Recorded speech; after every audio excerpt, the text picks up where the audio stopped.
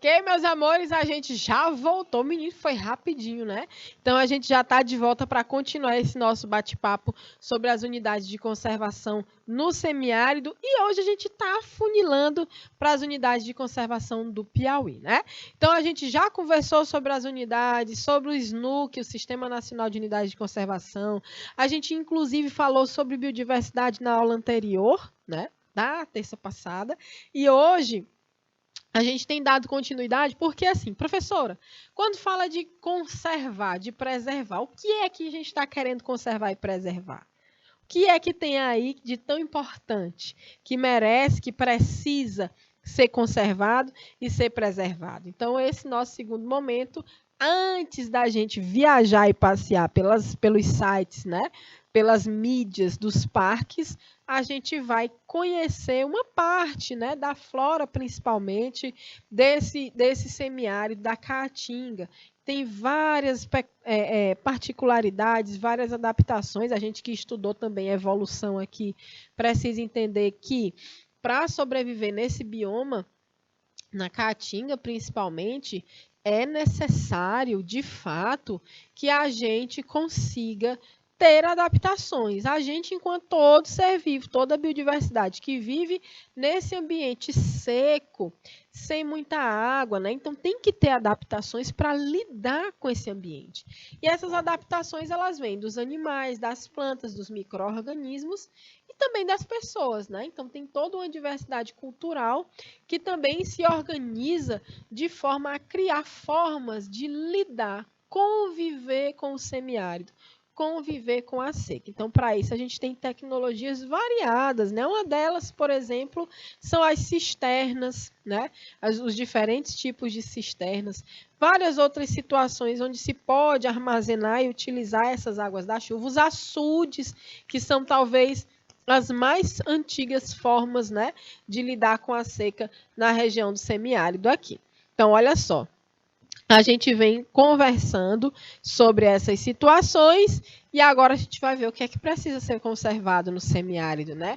Por que que precisa, tá? Então, nossa aula de hoje continua conversando sobre as unidades de conservação no semiárido, nossa disciplina de ciências, comigo, professora Amanda, dia 5 de julho de 2022. Então, a gente continua vendo aqui nessa tabela, né, algumas áreas, algumas unidades de conservação, dentro do nosso estado, tá certo?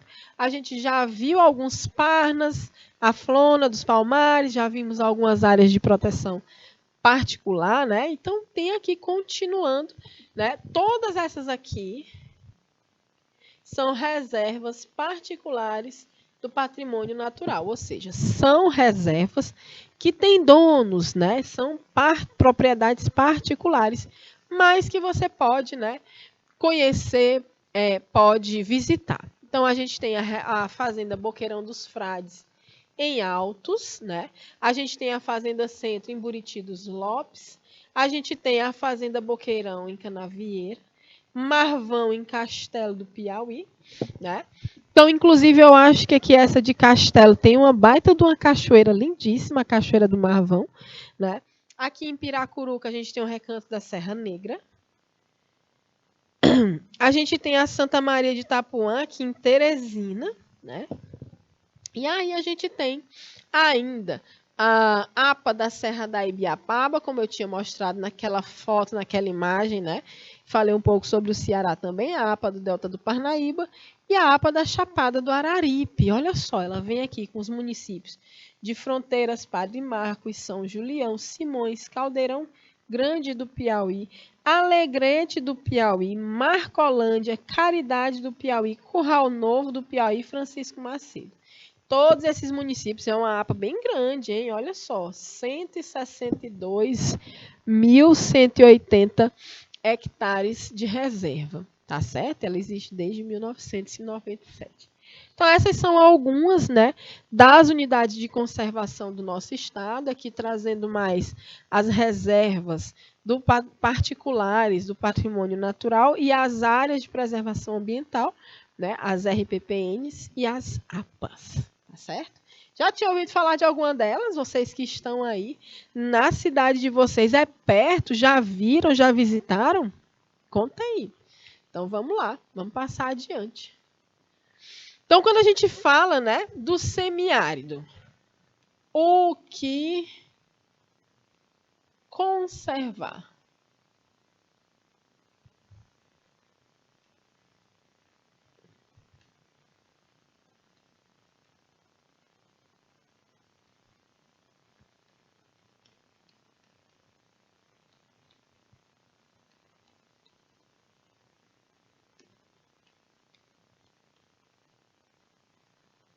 O que conservar no semiárido, hein?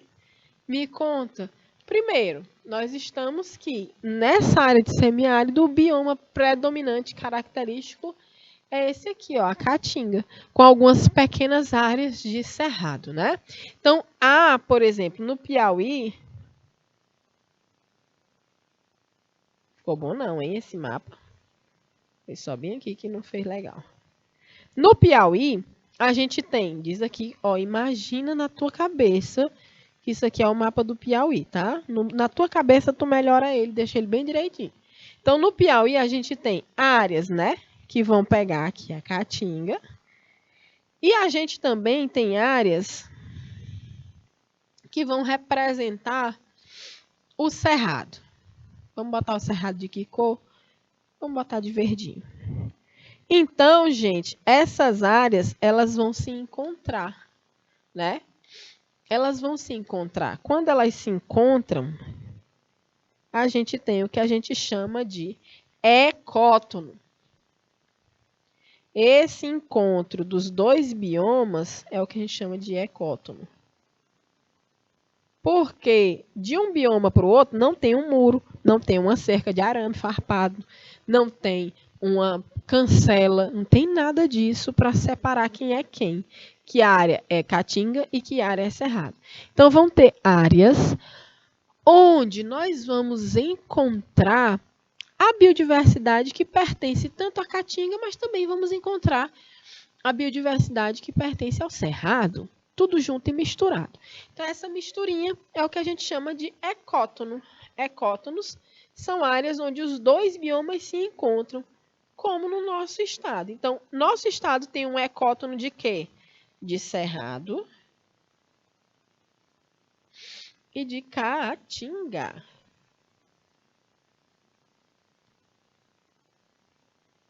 E isso, né, por ser uma área de transição, a gente vai ter uma mata bem característica aqui, que é a mata dos cocais, que ela justamente indica essas transições, essas áreas de transições. Ok? Vamos adiante. Olha só. As diferentes tipologias vegetacionais. A gente vai falar um pouco da flora. Ou seja, a vegetação. A vegetação do semiárido, né? Então, as diferentes tipologias vegetacionais, os tipos, né, de vegetação que estão presentes no semiárido, elas vão ocorrer em função da maior ou menor aridez, né, relacionadas à condição de solo, clima, que em geral está associada ao quê? Como é que vai ter diferentes formações vegetais no nosso semiárido? A partir das condições do solo, o tipo de solo, o que é que tem nesse solo, né? Qual é o clima dessa região? Porque o semiárido ele é diverso. Vamos anotar isso aqui para a gente não esquecer? Ele não é igual em toda a sua extensão, não.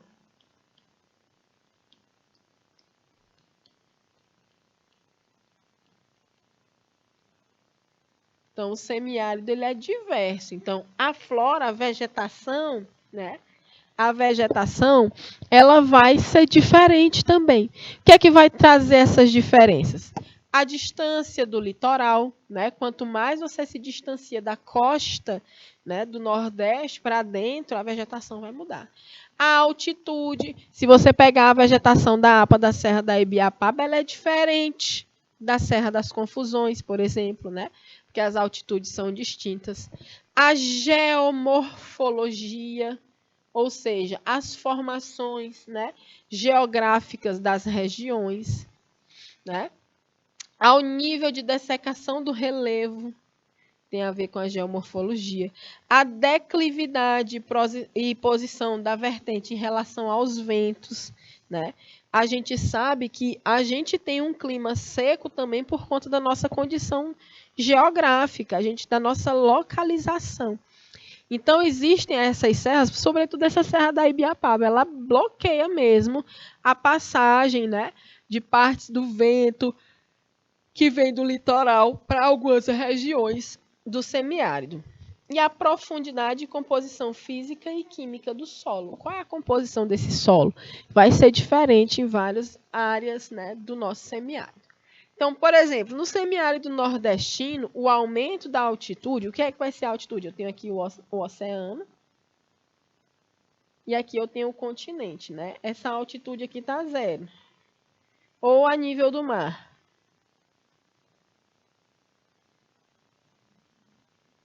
E aí eu vou ter as diferenças de relevos, né? A altitude vai ser justamente quantos metros acima do nível do mar, que está bem aqui, eu estou. Então, aqui eu vou ter uma altitude, por exemplo, 10 metros acima do nível do mar. Estão vendo? Aqui eu vou ter, não sei quanto, deixa eu ver, 20, 30, 35 metros. Então, vai depender da região, tá?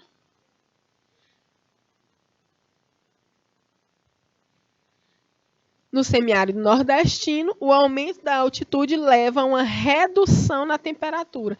Quanto mais alto, mais frio. Né? Então, cidades mais altas, elas vão ser mais frias. Tá bem aqui nossa Pedro II para mostrar isso, né? Pedro II é um exemplo disso aqui no Piauí. Né? Então, em consequência, há um aumento com H bem aqui, Jesus. Há um aumento na precipitação, na quantidade de chuva e na disponibilidade de água no solo, o principal fator limitante da produtividade primária, ou seja, da presença das plantas, tá certo? Então, quais são os principais tipos de vegetação do semiárido? A vegetação de caatinga, as florestas estacionais, os campos rupestres e a vegetação de cerrado. Então, as floras da caatinga e dos campos rupestres apresentam muitos elementos nativos, ou seja, elementos, né, vegetais que só ocorrem na região. Você não encontra em outro lugar do Brasil ou do mundo, apenas nessas regiões de semiárido. Tá certo? Então, olha só, a nossa caatinga aí, vegetação bem característica, né, de algumas regiões do nosso estado. Ela tem uma área de aproximadamente 955 mil quilômetros quadrados. Ela está presente em todos os estados inseridos no semiárido. Então, a caatinga ela faz parte do semiárido, mas nem todo o semiárido ele é apenas feito de caatinga, tá certo? Não é compartilhado com nenhum outro país. É um bioma genuinamente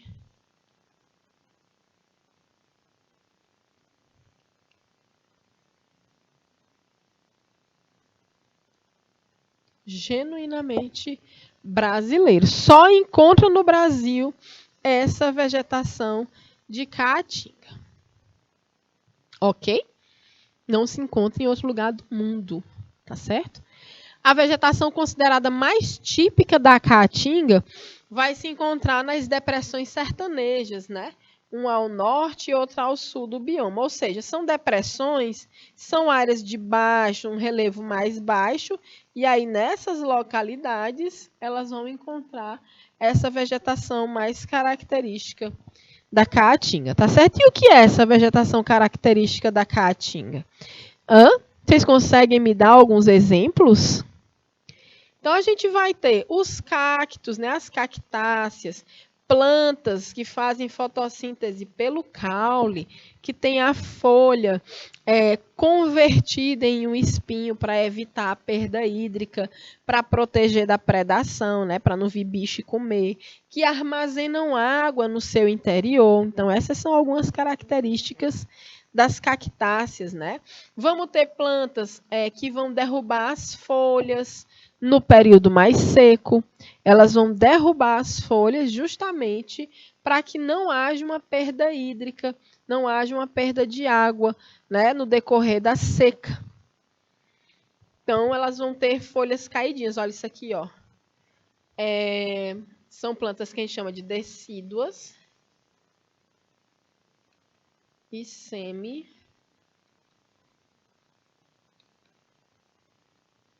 semidecíduas, né? A gente tem a presença de espinhos e acúleos, chama assim, são tipos de espinhos também que tem em outras plantas, como a unha de gato. Quem nunca se relou na unha de gato não viveu direito na caatinga, né, não, Simar? Quem nunca passou desavisado por perto da unha de gato e arranhou o braço ou a canela, né? Então, são algumas das adaptações, né, dessa vegetação da caatinga. E o armazenamento de água, né, no caule.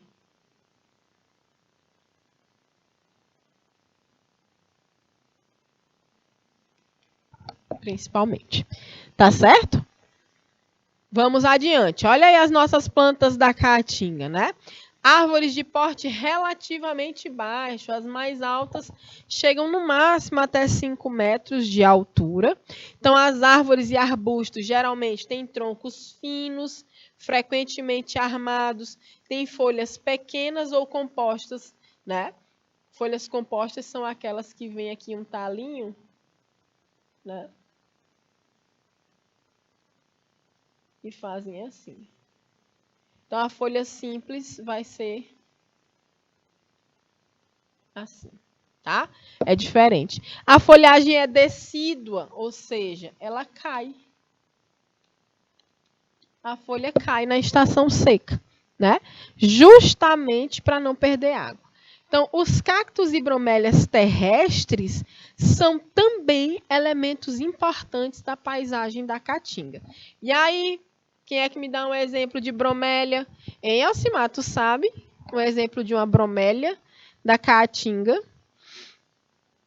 O cacto é um tipo de planta, as bromélias são outras. Vou te dar um broque quando eu sair, tá? A gente tem e agora eu esqueci o nome. A macambira, menino. Aquela que dá no meio das pedras. Então, mangana que dá o cimel. Eu tô vendo aí o fole. Ninguém me deu um exemplo. É João que tá aí, né? Eita, João. Meu Deus. Vocês já viram a macambira, minha gente? A macambira é um exemplo, né?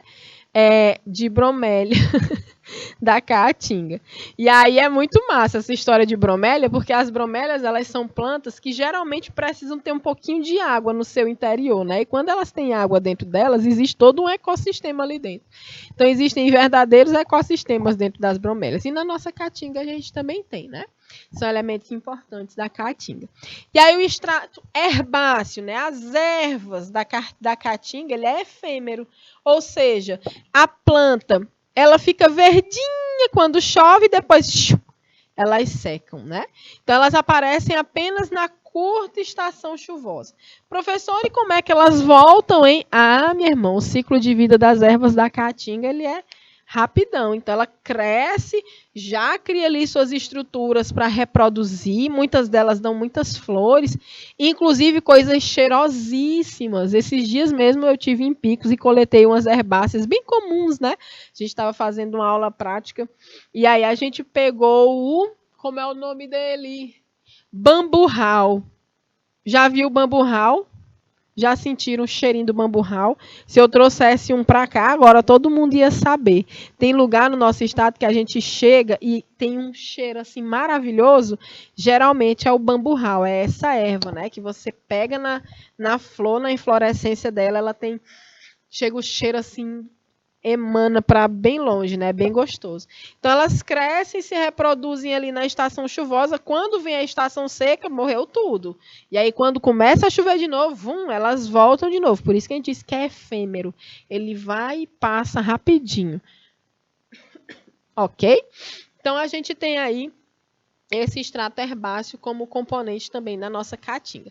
Então, por que a gente está falando disso? Porque a gente está falando dessa diversidade que, com as universidades, não, eu só quero falar universidades, com as unidades de conservação, elas são preservadas, né? Então, de acordo com o Ministério do Meio Ambiente, cerca de 900 espécies de plantas compõe o bioma caatinga, sendo bromélias e cactos as mais comuns, mas a gente tem várias outras também, né?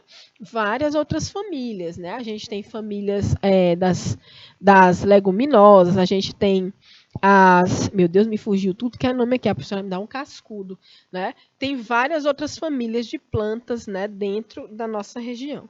Porém, estima-se que há um número muito maior de espécies vegetais e animais que ainda não foram catalogados, né? Então, olha só, para a gente visualizar, viu, Alcimar? Agora a gente vai ver aqui o negócio. Agora a gente vai observar, vai relembrar essa paisagem aqui. Quem nunca viu, né? O mandacaru, né? E o facheiro. O facheiro, essa cactácea que fica enorme, né, gigante, no meio da floresta da região de Caatinga. O mandacaru, que dá uma flor linda, né, e depois dá um frutinho, que o pessoal no interior também chama de baba de mosca.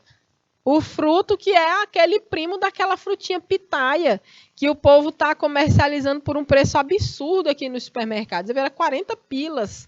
R$ 40 o quilo da pitaia. Meu Deus, tá bem o mandacaru dando fruto de graça. E é quase a mesma coisa, né? A pitaia é um pouco mais saborosa, tem um gostinho mais forte. Mas o fruto do mandacaru, ele também é comestível, né? Inclusive, várias espécies de aves, de insetos se alimentam, né, desse fruto do mandacaru. Inclusive, polinizam essas flores também. Lindos, perfeitos e maravilhosos. Eu amo. Inclusive, tem um mandacaru gigante lá em casa. Eu vou tirar uma foto dele, porque eu ganhei de presente do meu marido. Então, meu marido ele nunca chegou para me dar assim, um buquê de flor. Nunca. E eu acho legal, porque assim, não reclamo de jeito nenhum. Ele chega pra mim, olha o pedaço do mandacaru desse tamanho que ele achou no meio da rua. Aí quando eu abro o portão pra ele tava com um pedaço desse tamanho de mandacaru. Meu Deus, que lindo, que romântico, muito obrigada. Lá vai, a gente plantou o mandacaru. Minha gente, ele tá passando do muro lá de casa e ele com essas chuvas, ele deu uma entortada. Toda hora o povo vai dizer assim, vai cair na cabeça de alguém.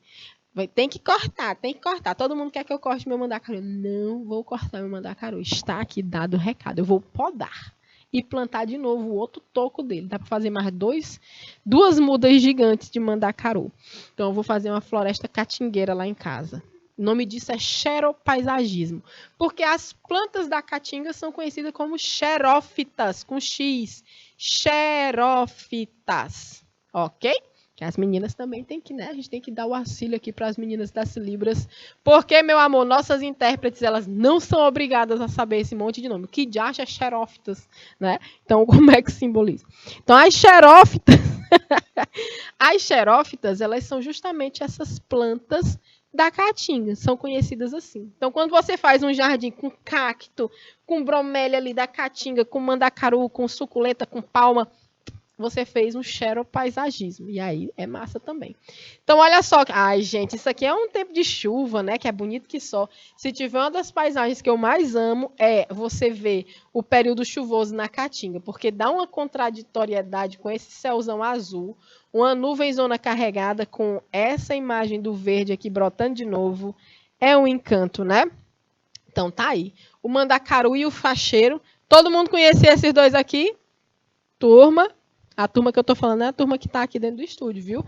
Tá, check. Esse aqui, ela não conhecia o facheiro. O mandacaru, eu tenho certeza que a deusa conhecia. Então, olha só. E a mata dos cocais, né? Esses cocais eu acho que todo mundo já viu. Então, a mata dos cocais, ela é conhecida também porque ela está em áreas de transição, esses ecótonos.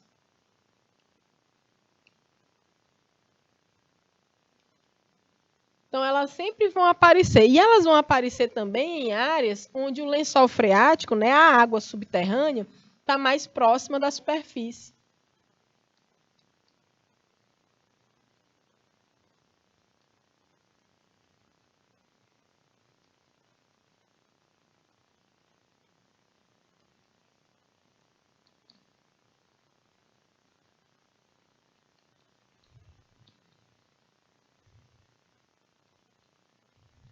Então, são plantas que gostam do solo um pouquinho mais encharcado, né? Então, quem está aqui mais próximo, Teresina, Altos, Campo Maior, já viu demais isso aí. No período de chuva, ela fica toda alagada, né? Eu tenho uns amigos, e inclusive a gente fazia remadas de caiaque nessas regiões. Então, também é uma paisagem muito bonita. Dá para remar por dentro das matas de cocais, porque no período chuvoso ela fica bem cheona, bem encharcada, né? E aí aqui são as nossas carnaúbas, lindíssimas, né? Um símbolo também do nosso estado. Então, tá aí as matas de cocais. Então, mesmo nessas circunstâncias, né, de seca, de dificuldade, de déficit hídrico, a Caatinga ela é um local propício para o crescimento e desenvolvimento de espécies diversas de vegetais, né? Então, outras características típicas das plantas da Caatinga é que as cascas das árvores são grossas e isso protege também dessa perda hídrica, perda de água das plantas. As hastes possuem espinhos, né? Geralmente possuem espinhos, para evitar também a predação, porque geralmente algumas plantas vão armazenar água. As folhas são pequenas, diferente das da Amazônia. Na Amazônia você tem planta que a folha é gigante e as da Caatinga são isso aqui, perto delas, né? São diferentes. E as raízes são tuberosas, ou seja, são tubérculos que vão armazenar água. Vou já dar exemplos também, né? Vamos continuar vendo aqui, ó. Já viram o velame? Tem o velame, que é uma moitinha, uma herbácea, né?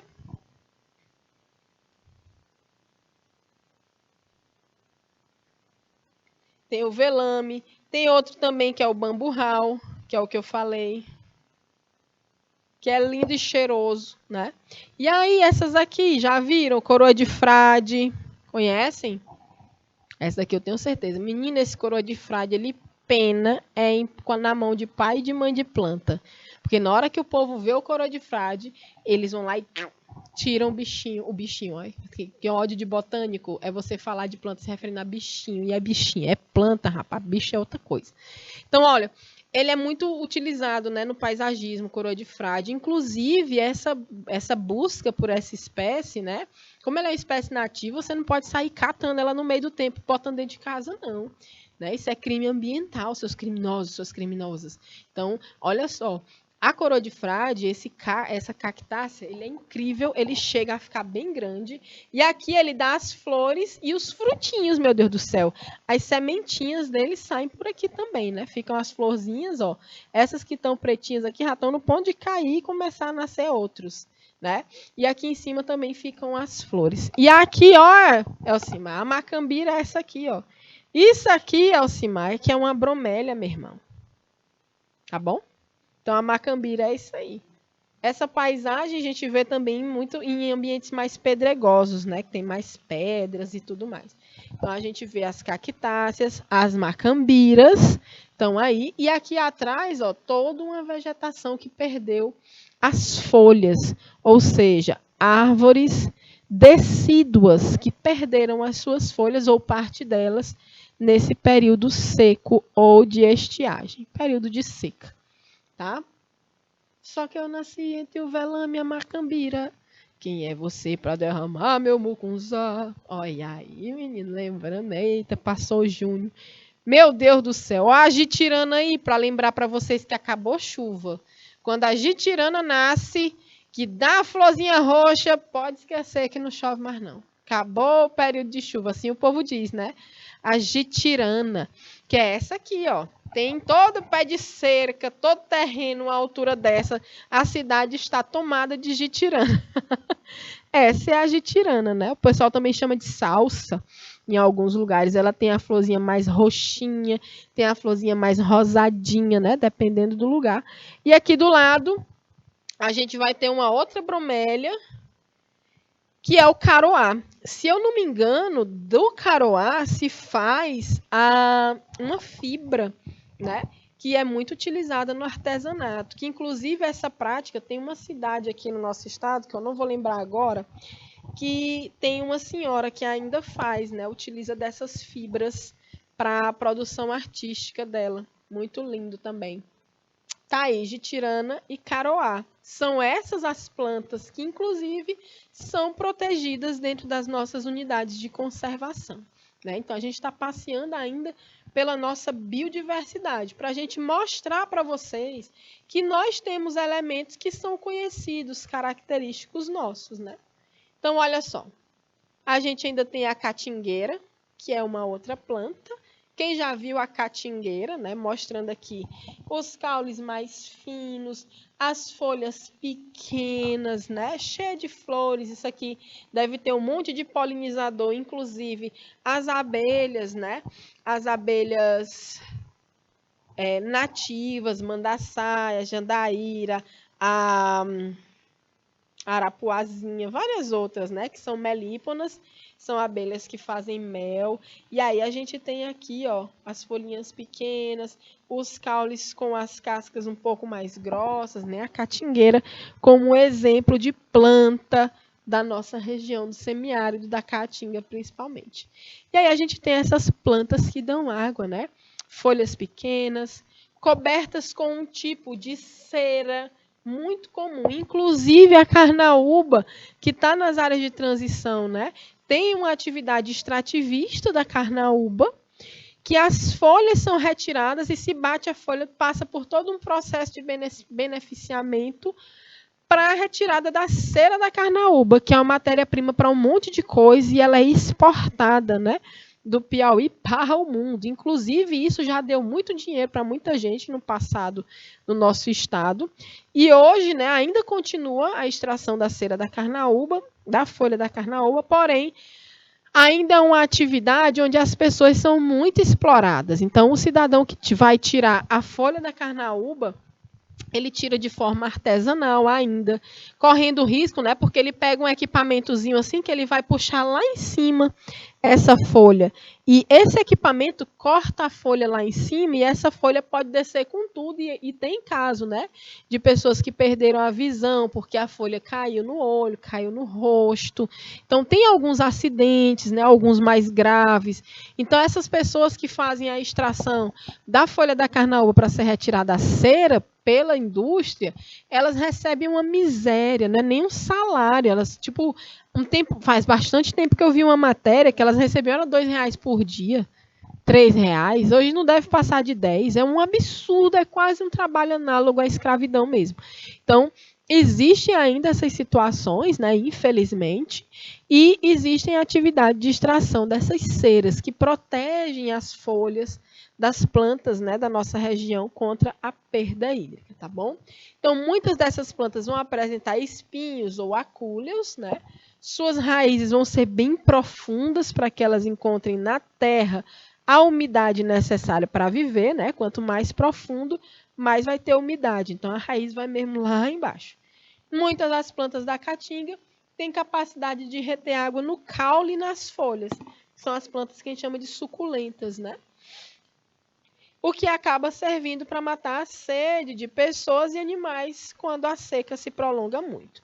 Em geral, a flora da caatinga tem características peculiares, apresentando uma estrutura adaptada às condições áridas. Por isso são chamadas de xerófitas. De novo, xerófitas. Tá certo? Embora pouco conhecidos, a gente também tem muitos frutos, né? Então, a gente tem uma abundância de sabores e cores.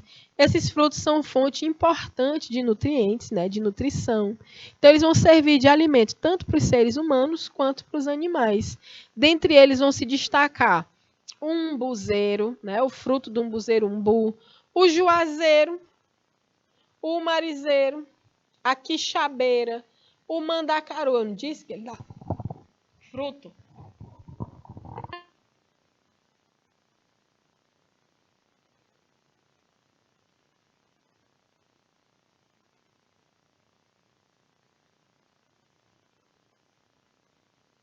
O maracujá da caatinga é um maracujazinho selvagem, né? Passiflora, o gênero.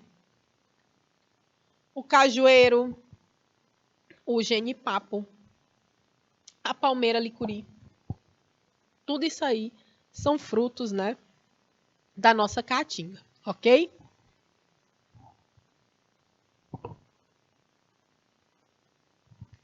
E agora eu quero ver de vocês uma lista.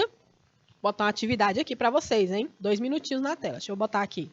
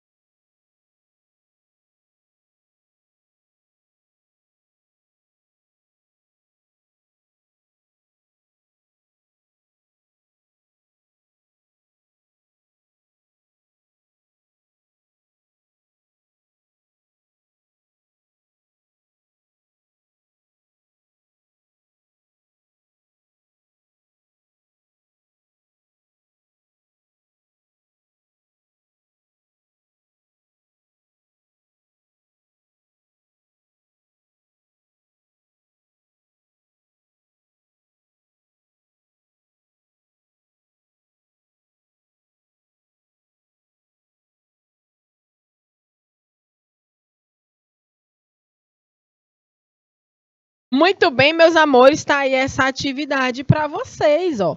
Preparar uma lista com pelo menos 5 plantas nativas da caatinga que você conhece. Eu já mostrei aqui algumas, pode até dar uma pescadinha na nossa aula, tá bom? Mas preparem essa lista para a gente começar também a se familiarizar com essa nossa flora, né? Que a gente conhece. E aí, quem já viu um buzeiro, talvez nem saiba, né, dessa história do xilopódio do umbuzeiro. Ou seja, na raiz do umbuzeiro, a gente tem essa estrutura aqui, ó, que é muito utilizada na culinária local. Isso aqui se faz doce. É utilizada na medicina. E hoje a gente tem um problema muito grande porque há uma exploração tão grande desse xilopódio do umbuzeiro que a planta está para entrar, né, como ameaçada de extinção.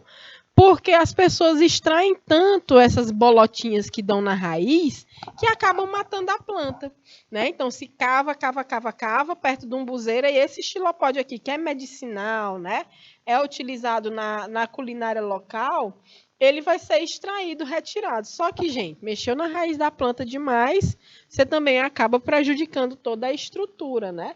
Então, é interessante observar, né, que esse xilopode do umbuzeiro ele é utilizado, culturalmente utilizado aqui na nossa região do semiárido, na Caatinga.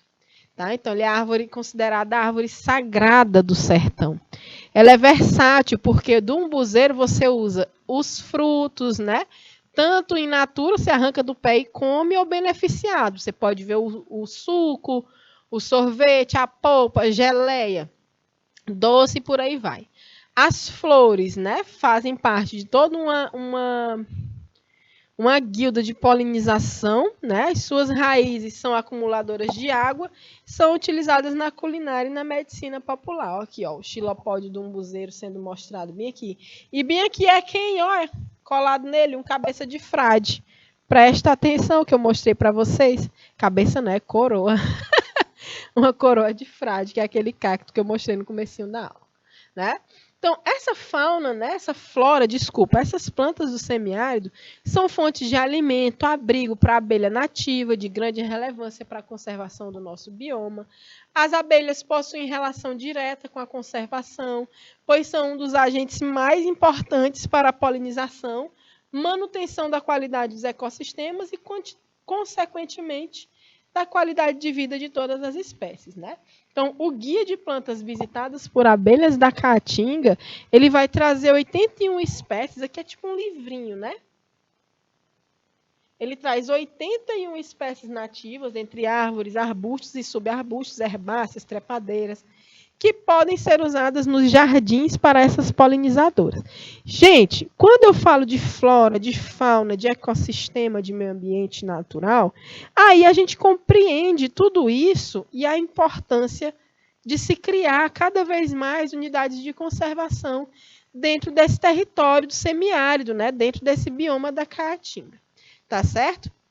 Há uma extensa lista, né, de plantas da Caatinga cujas folhas, cascas, raízes, flores, frutos e sementes são utilizados no preparo de alimentos. Ração, né, serve para os bichos se alimentarem.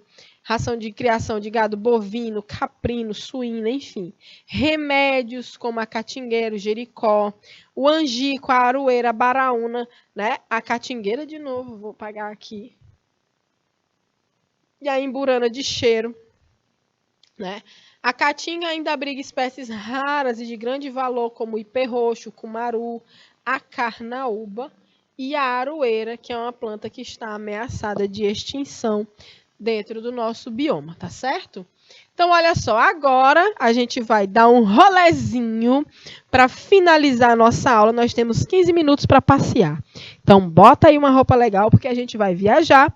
A gente vai conhecer aqui um blog, um site, né, mostrando o Parque Nacional da Serra das Confusões como a maior reserva de caatinga do nosso Piauí. Olha a paisagem desse lugar, gente.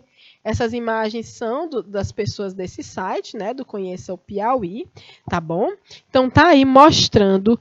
Olha que, gente, foi esse o visual que eu vi, chorei quando eu disse para vocês, né? Então, isso é uma coisa incrível que mal pode ser demonstrada por uma imagem, né? Por uma foto. Então, como muitos já sabem, né? O Piauí tem um famoso, mundialmente conhecido Parque Nacional da Serra da Capivara, mas ele também possui a maior reserva de caatinga do Brasil, que é o Parque Nacional da Serra das Confusões, né? Então, ele foi criado em 98, mas foi aberto para visitação somente em 2015. Quando eu visitei lá, ele não era aberto para visitação, apenas porque nós íamos com o pessoal da universidade. Então, para pesquisa, ele já era aberto, né? Tem 800 mil metros quadrados, é conhecida como uma região que é conhecida também como Serra Vermelha, né? É o maior parque do Piauí, o maior no Nordeste e o sexto maior em extensão do Brasil, tá? Então, o Parque da Serra das Confusões tem 12 municípios, vem a Alvorada do Gurgué, Bom Jesus, Brejo, Canto do Buriti, Caracol, Cristino Castro, Curimatá, Guariba, Jurema, Redenção do Gurgué, Santa Luz e Tamboril, né? Então, olha só. Deixa eu mostrar só as imagens, né? Ele é formado por grandes formações rochosas, grutas, cavernas, vasto bioma e alguns sítios arqueológicos. Então, olha só, toda a composição do parque está quase intocada, sendo facilmente encontrados em seu estado original arbustos, né, cactos, flores, mandacaru e demais representantes da nossa flora. Então, gente, antes da gente chegar naquele lugar que tem aquela visão daquelas formações geológicas, daquelas pedras, eu estava indo por aqui por uma trilha assim, ó, para um lado e para o outro você só via essa mesma coisa, essas mesmas plantas, essa vegetação seca, né? E aí quando a gente chegou lá em cima, meu amigo, foi que a gente viu a riqueza que é esse parque, né? Ele também tem uma rica fauna, tamanduá-bandeira, tatu-canastra, onça de todo jeito, pintada, a sussuarana, né? Que é a oncinha parda, tem a preta, que é a mesma pintada, várias e várias espécies animais, né? Diferentes, de aves, mamíferos, tá? Aqui, ó. Olha isso aqui, uma imagem do Riacho dos Bois, né? Que é esse lugar entre as pedras que a gente pode caminhar. É bem alto, como você vê. Tem pontos mais altos ainda, aqui mostrando meio que a entradinha do Riacho do Boi. Então a gente passa por entre essas pedras e aí é bem friozinho e tem esse areal. É lindo e maravilhoso. Então você chega pelo município de Caracol, né? Fica a 80 quilômetros de São Raimundo Nonato e essa foi uma das primeiras visões que eu tive quando cheguei lá. A gente, para ir para as nossas áreas de coleta, descia essa trilha toda aqui. Tchan, ia-se embora por dentro dessas pedras, parecendo um mocó. E aí vai. Ia-se embora. É lindo demais esse parque, vale muito a pena conhecer, né? Apesar da pouca estrutura, né? A gente tem aí esse Parque Nacional da Serra das Confusões, tá bom? Só para mostrar para vocês algumas das imagens, né? Já que eu perdi bastante das fotos da época das nossas expedições. Eu vou até pedir aos meus amigos que me mandem mais fotos das confusões, se eles ainda tiverem, né? Isso faz muito tempo. Então, olha só, a gente vai agora para o outro link, Alcimar, por favor. Nós vamos para o site agora, meus amores, da Serra da Capivara, da Fundam, da Fundação do Homem Americano, onde a gente vai conhecer, né, todas as pesquisas, a gente vai conhecer todos os processos, tudo que foi feito aqui dentro desse site, tá certo? Dentro desse site, não, desse parque. Um pouco dessa pesquisa, dessas descobertas, né, dentro dos nossos museus aqui. Ok? Então, olha que... Nossa, isso aqui já é uma apresentação incrível, né? Olha esse site aqui da Fundam, né, do Museu do Homem Americano. Então, a gente tem aqui o Parque Nacional da Serra da Capivara. Olha aí esse tour que a gente está fazendo. Você estava preparado para isso? Não estava, né, meus amores? Essa região toda aí, olha essas formações, olha essas texturas. Tudo isso aí já foi mar. Chora. Tem vários fósseis, né, que demonstram que toda essa região aí já foi mar. Nosso sertão, isso aí já foi o fundo do oceano. Isso aqui é o incrível, né? E aí, tudo isso aí já foi fundo de oceano e hoje é o que a gente conhece como Parque, olha a pedra furada, né, ali no cantinho. O Parque Nacional da Serra da Capivara. Então, vamos ver aqui onde é que a gente quer passear primeiro. Não sei, estou confusa. Estamos aqui no início, vamos dar um rolê aqui pelo nosso parque, né? Olha isso aqui, a Fundação do Museu do Homem Americano foi criada para garantir a preservação do patrimônio cultural e natural do Parque Nacional da Serra da Capivara, né? É uma entidade civil sem fins lucrativos, declarada de interesse público pelo governo brasileiro, que realiza as atividades científicas, interdisciplinares, culturais e sociais, né? Então, a gente tem a Fundação do Museu do Homem Americano, aqui mostrando, né, a sede da Fundam. Existem algumas parcerias, né? E aí, foi muito legal essa parceria que foi feita com o Instituto Cultural da Vale, né, com a Lei de Incentivo à Cultura, justamente para a manutenção dos museus, que o Museu da Natureza foi aberto e logo depois entrou a pandemia, né? Então, eles precisavam desse apoio para que se continuasse, né? Então vamos dar um pulinho aqui no Museu do Homem Americano, né? Ele é situado na sede da Fundam. Ele foi criado para divulgar a importância do patrimônio cultural deixado pelos nossos povos pré-históricos da região, e existem várias exposições que vão mostrar os resultados de mais de 40 anos de pesquisas realizadas na região do parque. Vamos no museu primeiro, né? Professora, tá aí o Museu do Homem Americano, né?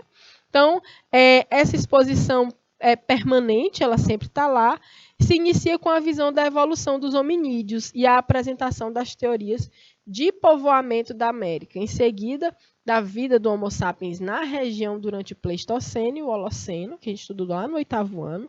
Continuando o percurso, o visitante conhece a história da escavação arqueológica no sítio do Boqueirão da Pedra Furada, que demonstrou a presença humana na região desde o Pleistoceno.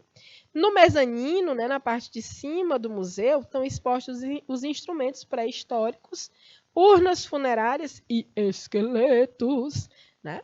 Nas últimas salas são apresentados os ossos, as imagens desenhadas e a descrição da megafauna que viveu na exposição. E aí, a exposição se encerra com amostras da biodiversidade atual. Então, olha só, no MUNA, o MUNA é o Museu da Natureza, que é o Museu do Homem Americano. Tem várias, né? Tem um recurso audiovisual lá que você assiste, é bem bonito. Vê as pinturas rupestres, elas são classificadas por tipos também, por épocas, por colorações, enfim. Aqui mostrando ainda no Museu do Homem Americano todo o material lítico, né? Encontrado. Então, a gente tem pedras lascadas que serviam como instrumentos, né? Dentro da cultura de caça, né? Principalmente dos homens primitivos que viviam nessa região.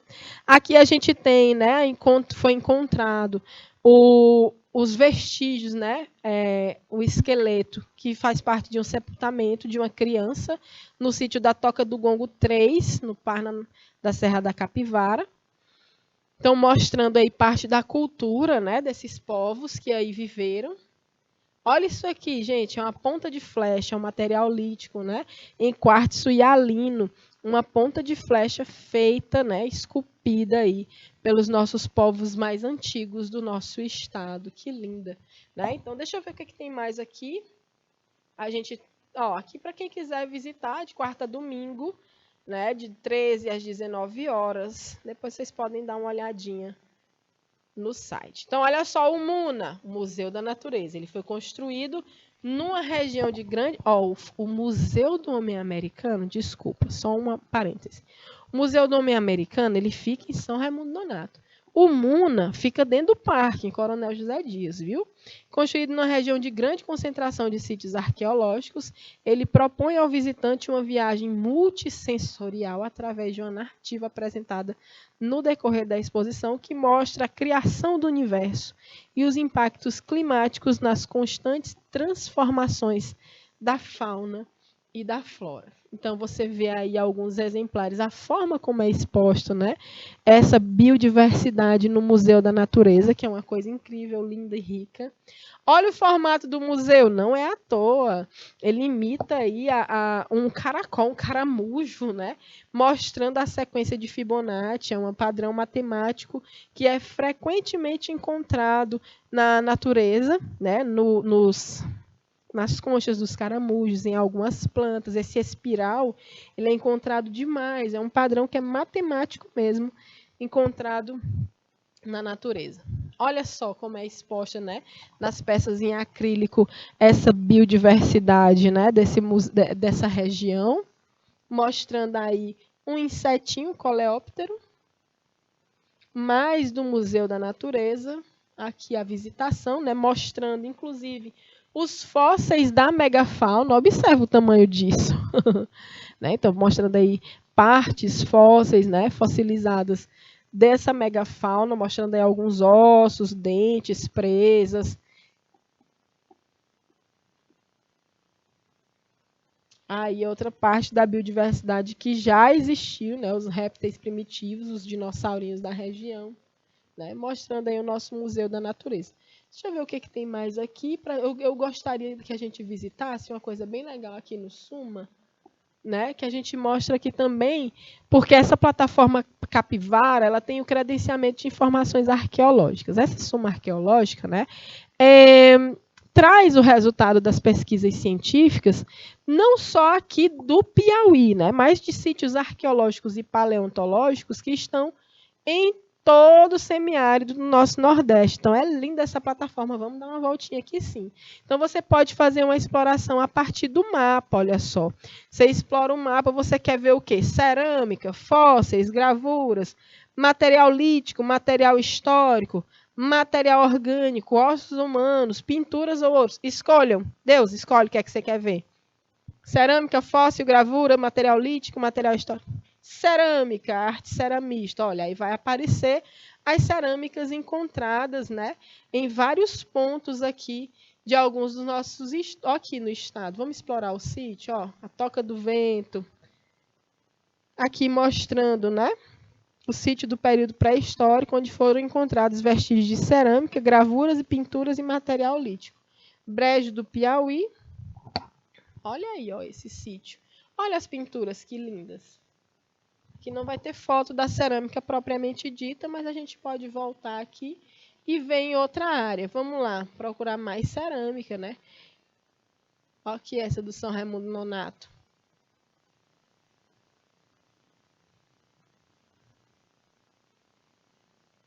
Sítio do Brás, né? São Raimundo Nonato. Deixa eu voltar aqui. Eu gosto de fósseis, de ossos humanos.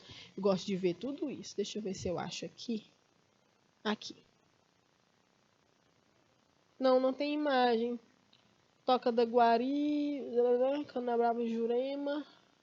Aí você vai passeando, né? A gente não vai conseguir ver tudo, mas deixa eu voltar aqui para vocês verem uma coisa.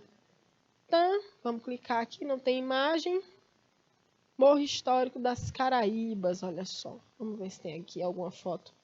Mas, né? Tem algumas imagens indisponíveis, mas não tem problema não. É assim mesmo. Então, assim, a gente vem, né, com fósseis. Queria ver o que, Andresa? Osso. Era o que eu estava procurando. Mas eu não achei muitos, né? Então, a gente ainda vê aqui vários sítios. Deixa eu ver esses daqui. Baixa dos Caboclos, né? Encontraram vestígios de cerâmica, ossos humanos, pinturas e material lítico, né? Que é justamente esse material que tem as pedras, né? As ferramentas que a gente observa nessa busca, né? Pode voltar para mim, Alcimar, que eu não consigo voltar para mim. Dá só um backspace para voltar para a página anterior do Suma. Que a gente já está finalizando aqui nossa aula, né? Seria um prazer dar um passeio com todas, né? Todas as com todas as referências, né, que existem das pesquisas. Não, você volta mesmo para voltar para o site, para a área que a gente estava anteriormente, lá para o site da Fundam.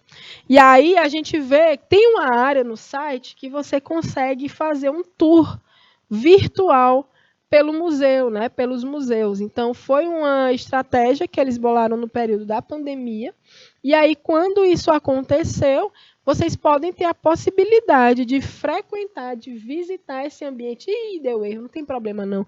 De frequentar esse ambiente, né? Deixa eu ver se a gente consegue. Pode voltar então para o slide, não tem problema não. Já viram o site, o link está nos nossos slides. Vocês conseguem fazer uma visita virtual a esses museus, a essas regiões incríveis, né? Vocês conseguem conhecer um pouco mais da nossa história e da importância dessas unidades de conservação, para que a gente conheça mesmo nossa história, a história da vida no nosso planeta, né? Já que foram regiões que já foram oceanos e mares. E aí a gente vê a importância dessas unidades de conservação, da riqueza que é desse nosso semiárido, né? Olha aí como a gente já vai mudando a percepção do nosso lugar. Então, ó, um cheiro para cada um, para cada um. A gente se vê na próxima terça. Até mais e tchau, tchau!